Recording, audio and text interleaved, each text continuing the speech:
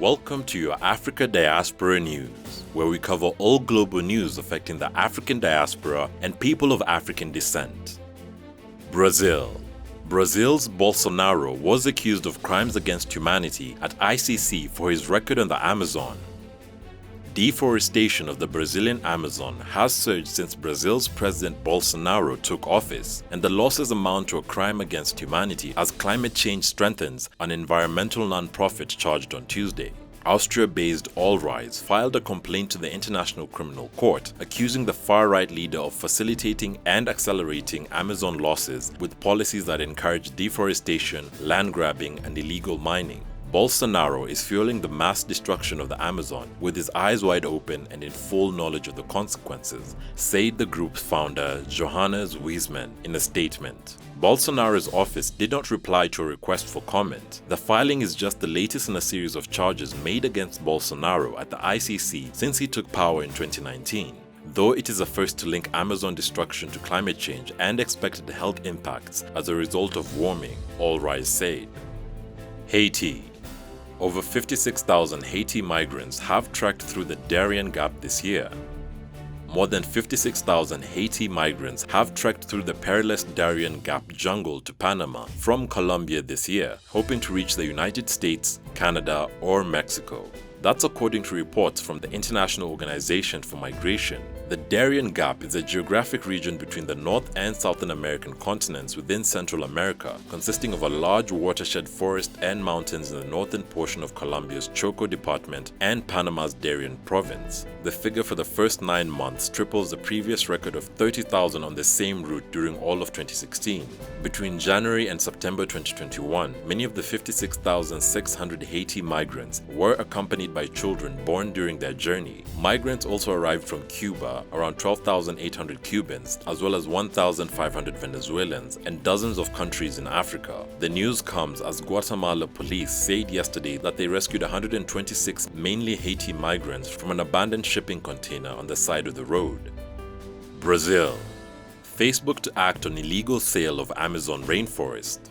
Last week, social media company Facebook announced it will take steps to halt illegal sales of Amazon rainforest land on its platform. The revelation that these sales were taking place on Facebook came as a result of a news investigation published in February. The news reports found plots of Brazilian Amazon were being sold via the social media platform's classified ads, and many of these lands were protected and included national rainforests, as well as tracts reserved for regional indigenous peoples. Facebook initially stated it was ready to work with local authorities without indicating it will take matters into its own hands. The tech company announced its new policy aimed at addressing the illegal sales in a blog post last week. Venezuela. Amnesty accuses Curacao of violating the rights of Venezuelan migrants.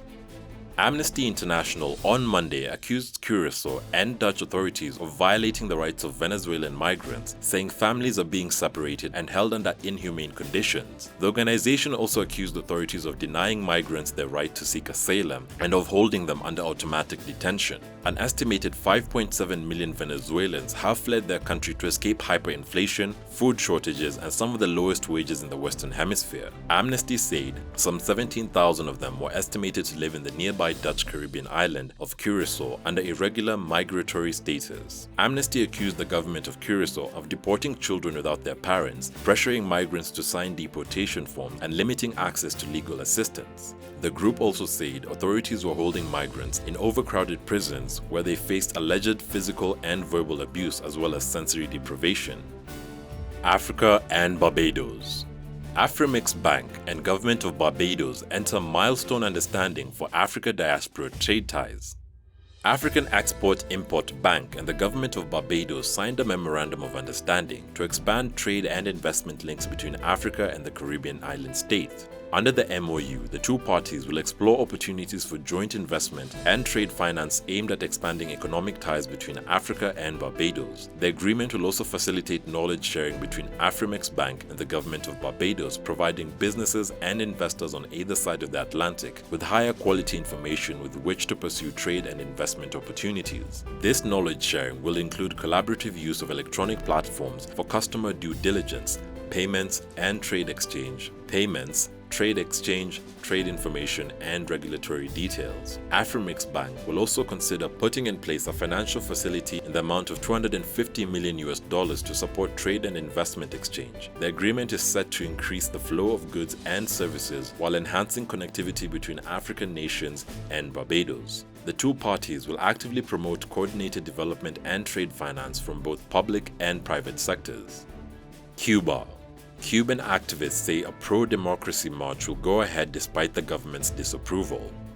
Cuban local authorities deny a request Tuesday for an island-wide anti-governmental demonstration planned for November 15th by a broad coalition of young Cubans, artists, and dissidents, arguing it was a provocation backed by the United States government aimed at destabilizing the country. The organizers say they intend to march regardless, according to a statement published on Facebook. In a letter addressed to one of the leaders behind the initiative, the playwright Garcia, Havana local authorities say the march is illegal and conveyed as part of a U.S. plan for regime change. The official government news outlet Cuba Debate first published the letter. The call for peaceful demonstration in November is increasing the pressure on the Cuban government to allow political opposition in the communist country at a time when its violent crackdown on protesters drew international condemnation. Thanks for watching. Visit our YouTube channel Tunacheki to watch our daily news reports and our website tunacheki.tv for all the latest news updates. Also, don't forget to catch our new show Startup Africa every Thursday on our channel. You can directly support this new series by becoming our YouTube member or becoming a Patreon. And remember, Africa is watching.